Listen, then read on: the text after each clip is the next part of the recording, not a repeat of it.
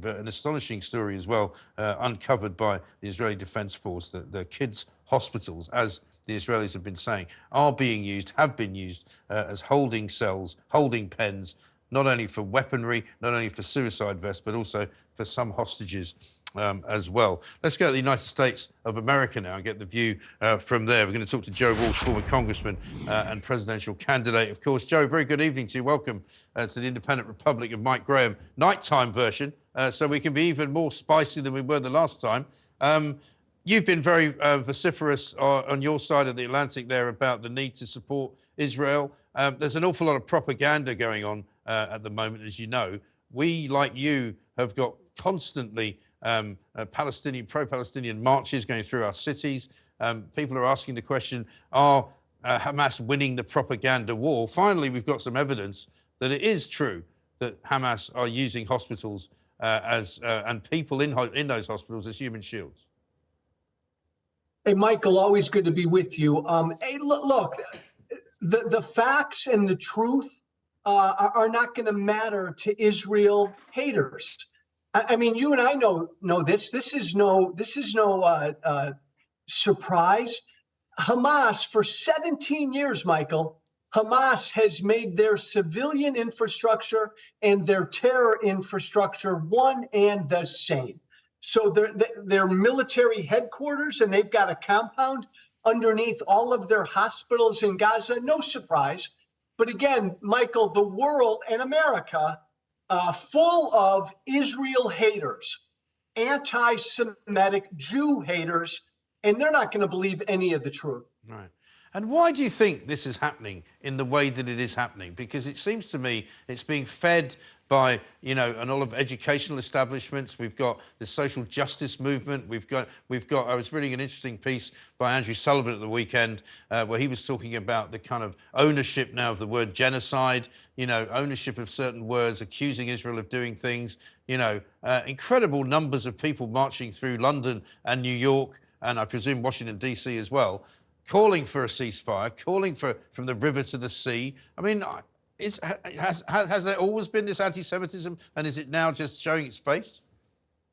Well, look, Michael, and maybe you and I would go at it a little bit. I like it when you and I go at it. The uniquely ugly and dangerous aspect of anti-Semitism is that it's found on the right and the left. Yeah. And during the age of Trump here in America, we've been bombarded by some ugly anti-Semitism on the right.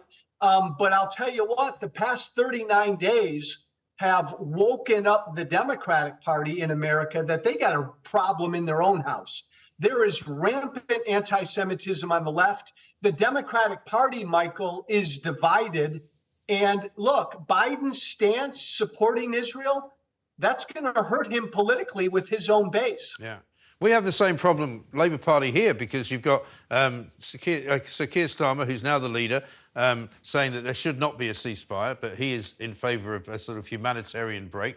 But he's holding that line in the same way as the government here is and Biden is. But his predecessor, Jeremy Corbyn, was on with Piers Morgan last night. I don't know if you've seen that clip doing the rounds. It's already gone viral, refusing 25 times to say whether he thinks Hamas are a terrorist organisation. Unbelievable.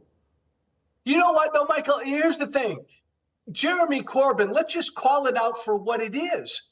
He does not believe Hamas is a terrorist organization.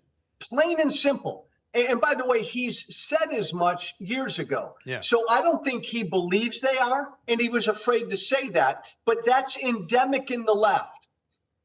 Do you see the sort of the public mood changing? Because, I mean, what I hear from people in this country is that you get outside of London, you get outside most of the major cities, people are not talking about this in the same way. The kind of the multi-ethnic mix of our cities is not repeated in other parts of the country, more rural parts of the country. You know, this is very much a city-driven, young person-driven, left-wing-driven thing at the moment. Do you see that stopping? Do you see it changing? And it's pretty much the same here, Michael, and it's a campus-driven thing.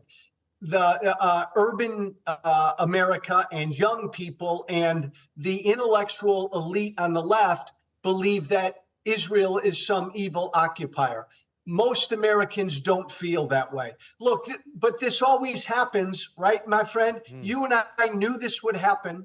The minute Israel responded to that butcherous terrorist attack, we knew what was going to happen. It's Hamas's CNN strategy, right? Show the images of all of their human shields, and the world generally is going to sympathize with them. That's still the case now. And unfortunately, most of the world is still sympathizing with the Palestinian people. Look, you and I support the Palestinian people, but not Hamas. Yeah. Israel has always had to deal with this. They really have, and we can only hope that there will be some chink of light shining soon for something to break in it. Joe, great to talk to you again. Thank you very much indeed. Joe Walsh there from the US of A, former congressman and presidential candidate as well.